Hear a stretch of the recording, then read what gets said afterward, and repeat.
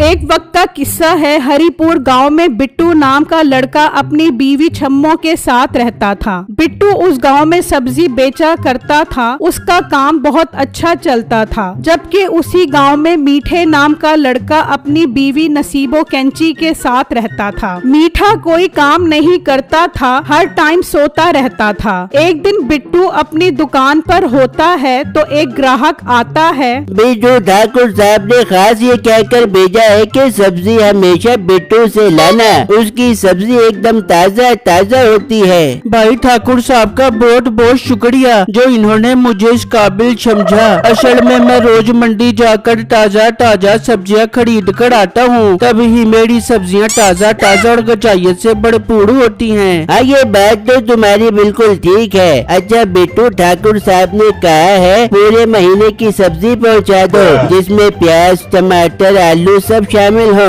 ठीक है भाई, आप बेफिक्र होकर जाओ, मैं शाम में ही ये सारी सब्जियां लेकर ठाकुर साहब की खिदमत में हाजिर हो जाऊंगा। ठीक है बिट्टू, मैं अब चलता हूँ, मैंने आगे और सामान भी लेना है। ये कहकर वो वहाँ से चला जाता है। जबकि दूसरी तरफ मीठा सो रहा होता है तो नसीबो वहाँ पर आती है। मीठे उठ जा, क्या तू हर टाइम सोता रहता है? उठ गया हूँ मोटी नाक वाली औरत, एक तो तूने मेरा सोना हराम कर दिया है, ठीक से सोने भी नहीं देती। बता क्या काम है, क्यों उठाया है मुझे? मीठे सूरज चढ़ गया है, खाना बनाना है, जाके बाजार से गोश्त लेके आ जा। गोश्त का तो तू ऐसे बोल रही है जैसे तेरी अम्मा ने बकरा जहेज में दिया था। मेरे पास इतने पैसे नहीं है जो गोश्त लेकर आऊँ। मेरी तो किस्मत ही खराब है जो मेरी अम्मा ने तुझ जैसे वेले इंसान को मेरे मत्थे मार दिया। अच्छा, जाकर सब्जी लेकर आ जा। फिर मीठा घर से निकलता है और सब्जी लेने बिट्टू की दुकान पर आ जाता है। बिट्टू सुनाओ, कैसा चल रहा है तुम्हारा सब्जी का काम? मीठे भाई, अल्लाह का शुक्र है, बहुत अच्छा चल रहा है। मैं अपने काम से बहुत खुश हूँ। खैर आप बताएं मीठे भाई, आपको कौन सी सब्जी चाहिए? बिट्टू 1 किलो प्याज और आधा किलो बैंगन दे दो। मीठे भाई, बड़ी माजरत के साथ बैंगन तो आपको मिल जाएंगे, पर प्याज खत्म हो गई है। ओ मोटे पेट वाले गेंडे, सामने प्याज पड़ी है, क्या तू अंधा हो गया है जो प्याज नजर नहीं आ रही? मीठे भाई जरा तमीज से बात करें, ये प्याज बिक चुकी है। ठाकुर साहब ने पहले ही प्याज का बोल दिया था, ये प्याज उनको देनी है। हाँ, बैंगन चाहिए तो वो बताएं, वो मैं दे देता हूँ। मोटे अपने बैंगन अपने पास रख, मुझे तुझसे कुछ नहीं लेना। मीठा गुस्से में वहाँ से चला जाता है और घर आ जाता है। मीठे, ये क्या तू खाली हाथ क्यों आके, और सब्जी कहाँ पर है? फिर मीठा नसीबो कैंची को सारी बात बताता है कि बिट्टू ने प्याज क्यों नहीं दी। ये मोटा बिट्टू तो बहुत बदतमीज है। मीठे से कोई ऐसा सबक सिखा के ये याद रख बेबे, इसने हमें प्याज न दे के अच्छा नहीं किया। मीठे ले इसे घुटनों पर, ताकि इसे पता चले कि हमसे पंगा लेना अच्छा नहीं है। पर बेगम, इसे कैसे सबक सिखाया जाए, मुझे तो कुछ समझ नहीं आ रही, तू ही मशवरा दे। मीठे, लगा ले उसके सामने सब्जी की रेडी, वो जिस रेट पर भी सब्जी बेचे तो उससे कम दाम में सब्जी बेचकर उसके ग्राहक खराब कर दे। वाह बेगम, ये तो तूने बहुत अच्छा मशवरा दिया है। मैं कल ही ये काम शुरू करके उसके ग्राहक खराब करता हूँ। फिर शाम हो जाती है और बिट्टू सब्जी लेकर ठाकुर साहब के पास आ जाता है। ठाकुर साहब, मुझसे सब्जी खरीदने के लिए आपका बहुत बहुत शुक्रिया। बेटो, इसमें शुक्रिया अदा करने वाली कौन सी बात है? तुम्हारी सब्जियाँ ताज़ा होने के साथ साथ मुनासिब दामों में भी होती हैं, इसीलिए मैंने मुंशी को तुम्हारे पास ही जाने का बोला था। जी ठाकुर साहब, मैं सब सब्जियों वालों से अपनी सब्जी का दाम कम रखता हूँ, ताकि सब मुझसे ही सब्जियाँ खरीदने आए। इस तरह शाम तक मेरी सब्जियाँ बिक जाती हैं और फिर मैं मंडी से फ्रेश सब्जियाँ लेकर आता हूँ। वाह लड़के, तुम्हारी ये बात सुनकर मैं बहुत खुश हुआ, तुम तो बहुत समझदार हो। अच्छा ये बताओ, मेरा मुंशी जो सब्जियाँ बोल कर आया था वो ले आए हो? जी ठाकुर साहब, मैं वो सब सब्जियाँ ले आया हूँ। लड़के, कितने पैसे हुए तुम्हारी सब्जियों के? फिर बिट्टू ठाकुर को पैसे बताता है। ठाकुर पैसे देता है और बिट्टू वहाँ से चला जाता है और घर आ जाता है। बिट्टू जी, खैर तो थी, आज आपने ज्यादा टाइम लगा दिया घर आने में। बेगम, ठाकुर साहब ने सब्जियाँ मंगाई थी, उनको देने चला गया था, इसलिए आज देर हो गई। बिट्टू, फिर तो आप काफी थक गए होंगे, आप थोड़ा आराम कर ले, फिर साथ में खाना खाएंगे। फिर अगला दिन होता है तो मीठा भी अपनी सब्जी की रेड़ी बिट्टू की दुकान के सामने लगा लेता है। 2 ग्राहक बिट्टू के पास आते हैं। बिट्टू, आलू का आज का रेट क्या है? कितने रुपए किलो दे रहे हो?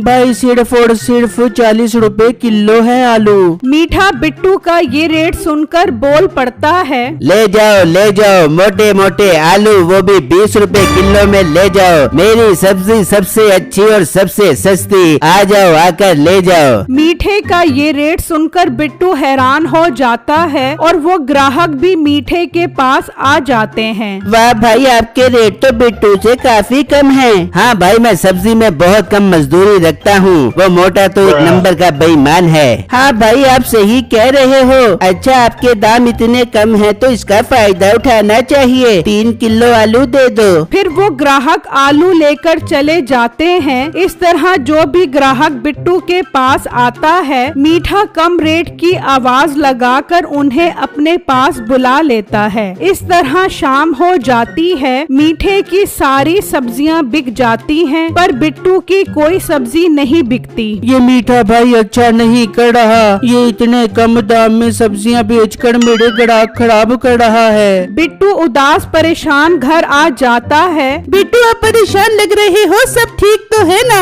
फिर बिट्टू छम्मो को सारी बात बताता है, जिससे सुनकर वो भी परेशान हो जाती है। बिट्टू, ये तो मीठे भाई गलत कर रहे हैं। अगर उन्होंने कल भी ऐसा किया तो सब उनसे ही सब्जी खरीदेंगे और आपकी सब्जी ना बिकने की वजह से बासी हो जाएगी। हाँ बेगम, मैं भी इसी वजह से परेशान हूँ। इस तरह तो मुझे रोज नुकसान होगा। बिट्टू जी, बात तो आपकी ठीक है। आप एक काम करो, कोई और काम शुरू कर लो। इस तरह मीठे भाई आपके ग्राहक भी खराब नहीं कर सकेंगे। पर बेगम, मैं ऐसा क्या काम शुरू करूँ जिससे पहले ही दिन ग्राहक मेरे पास आने लग जाए? बिट्टू, मेरे जहन में एक बहुत अच्छा काम है। इस गांव में कोई भी बकरे का गोश्त नहीं बेचता। सब गांव वाले शहर से ही गोश्त खरीद कर आते हैं। आप गोश्त की दुकान खोल लो। बेगम, काम तो ये अच्छा है, पर ईद आने वाली है, बकरा भी तो महंगा मिलेगा। तो बिट्टू, आप ईद तक उसी रेट पर गोश्त बेचो जिस रेट पर आपको बकरा मिलता है। आप ईद तक सिर्फ ग्राहक बनाओ। जब ईद गुजर जाएगी तो बकरे का रेट भी कम मिलेगा और फिर मुनाफा होना शुरू हो जाएगा।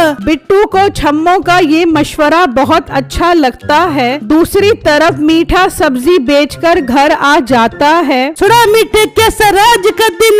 बेगम, सब्जियां तो सारी बिक गई, पर रेट कम करने के चक्कर में नुकसान ही हुआ है। कुछ नहीं होता मीठे, कुछ दिन नुकसान कर ले, कम से कम उस मोटे बिट्टू की अकल तो ठिकाने लग जाएगी। फिर अगला दिन होता है। बिट्टू मंडी से एक बकरा लेकर आता है और गोश्त की दुकान खोल लेता है। बिट्टू 1000 रुपए किलो गोश्त बेचता है। मुनासिब रेट देखकर ग्राहक बिट्टू के पास आना शुरू हो जाते हैं। इस मोटे ने तो गोश्त की दुकान खोलकर अच्छा किया। अब मैं सब्जियां महंगी बेचकर अच्छा मुनाफा कमाऊंगा। फिर जो ग्राहक भी मीठे के पास आता, उसकी सब्जी का महंगा रेट सुनकर चला जाता। फिर शाम हो जाती है। बिट्टू का सारा गोश्त बिक जाता है, जबकि महंगी सब्जी बेचने की वजह से मीठे की सब्जी नहीं बिकती। वो परेशान घर आ जाता है। सुना मीठे, उस मोटे की अकल ठिकाने पर।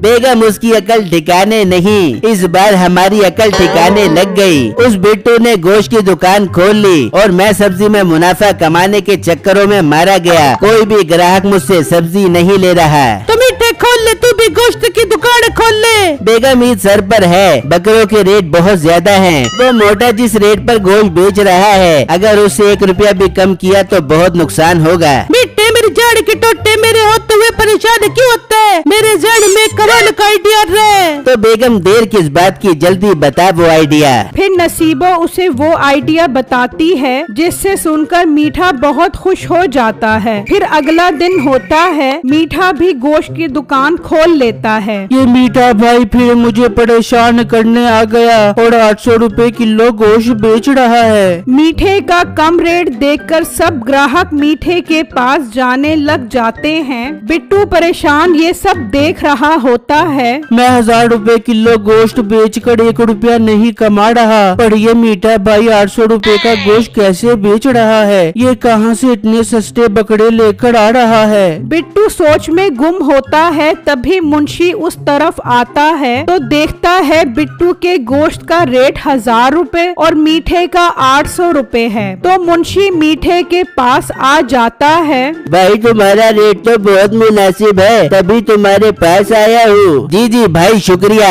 बताएं मैं आपकी क्या खिदमत करूँ। भाई ठाकुर साहब ने 20 किलो गोश्त मंगवाया है। जनाब मैं इस टाइम तो 20 किलो गोश्त नहीं दे सकता, गोश्त कम बचा है। हाँ कल मैं सुबह सुबह आपको 20 किलो गोश्त दे सकता हूँ। ठीक है, आप 20 किलो गोश्त तैयार करके रखना, मैं लेने आ जाऊंगा। ये कहकर मुंशी वहाँ से जाने लगता है। भाई मेरे पास जो आए, मैंने आपसे एक जरूरी बात करनी है। तो मुंशी आ जाता है। भाई आज आपने मुझसे गोश्त नहीं लिया। बेटो ठाकुर साहब ने मुझे बोला था जहाँ से कम रेट मिले वहाँ से गोश्त लाना। भाई वो तो आपकी बात ठीक है, मैं 1000 रुपए किलो गोश्त बेचकर 1 रुपया नहीं कमा रहा, तो ये मीठा 800 रुपए का गोश्त बेचकर कैसे पैसे कमा रहा है। भाई जरूर मुझे कुछ दाल में काला लग रहा है। बेटू तुम्हारी ये बात सुनकर मुझे भी थोड़ा थोड़ा शक हो रहा है। वैसे मीठे ने 20 किलो गोश्त कल देना है। एक काम करते हैं, उस पर नजर रखते हैं कि ये बकरा कहाँ से लाता है। मीठा गोश्त बेचकर घर की तरफ निकल पड़ता है। बिट्टू और मुंशी भी उसके पीछे जाते हैं। मीठा घर पहुंच जाता है। वाह मीठे, आज तो तू बहुत जल्दी सारा गोश्त बेच के आ गया। बस बेगम गोश्त का रेट ही मोटे बिट्टू से कम रखा है, इसलिए सारे ग्राहक ही मेरे पास आते हैं। पर बेगम एक मसला है, सुबह ठाकुर को 20 किलो गोश्त देना है, टाइम कम है। अब हम दूसरे गांव जाकर बकरा चोरी करेंगे तो उसमें काफी टाइम लग जाएगा।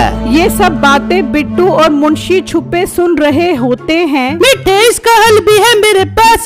कालू जो लल्ला सुपारी की झुग्गी के साथ रहता है, वो रात में अपना बकरा घर के बाहर बांधता है। हम आज रात में जाके उसे चोरी करके आ जाएंगे। बिट्टू और मुंशी हैरान खड़े सब सुन रहे होते हैं। देखो भाई मैंने कहा था ना, मुझे दाल में कुछ काला लग रहा है। हाँ बिट्टू तुम ठीक बोल रहे थे, इन्हें अब हमें रंगे हाथों पकड़ना होगा। भाई हम एक काम करते हैं, ठाकुर साहब को ये सब बता देते हैं। ये जब बकरे चोरी करेगा तो ठाकुर साहब इसे अपनी आंखों से देख लेंगे। फिर बिट्टू और मुंशी वहाँ से चले जाते हैं और ठाकुर साहब को सारी बातें बताते हैं। ये सुनकर ठाकुर को बहुत गुस्सा आता है। फिर जब रात होती है, नसीबो और मीठा घर से निकलते हैं और कालू के घर पहुँच जाते हैं। वाह बेगम तूने तो ठीक कहा था, ये बकरा तो सच में बाहर बंधा है। फिर वो बकरा लेकर वहाँ से जा रहे होते हैं तो ठाकुर गांव वालों के साथ आ जाता है। अच्छा तो मीठे तू गांव में लोगों के बकरे चोरी करके उनका गोश्त बेचता है। नहीं नहीं ठाकुर साहब, ये बकरा पेट में दर्द की वजह से बै बै बै कर रहा था, मैं इसे वॉक करवाने जा रहा था। ओ मनुष्य इंसानों, मुझे सब पता लग गया है, ये बकरा बै बै बै करे या न करे,